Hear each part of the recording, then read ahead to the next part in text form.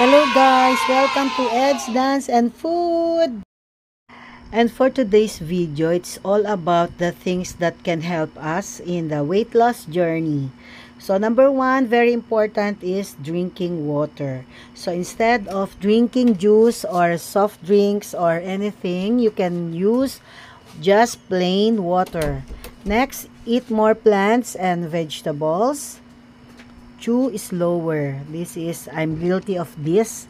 Whenever I am busy with my work, I eat very fast. Avoid liquid calories. That means the juice, the soda, the soft drinks. Eat more fiber. And very important also is physical activity. Whether if you don't exercise, you can do gardening, you can do swimming, you can do biking, just walking or jogging in place. Okay, so sit down and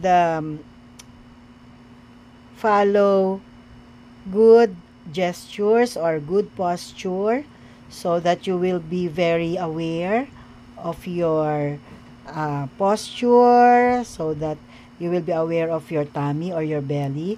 And then I'm doing a little bit of weights. That's why you can look at my arms. It's a little bit.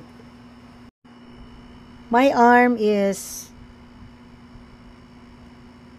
becoming smaller each day, and I'm so happy to share it with you. Let's get more sleep. Do not be late, because whenever you are lacking of sleep, you get to eat more food. So always have enough sleep.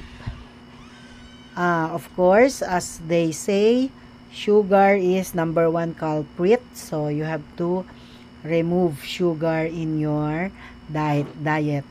And then you can also take probiotics and fill up on fiber.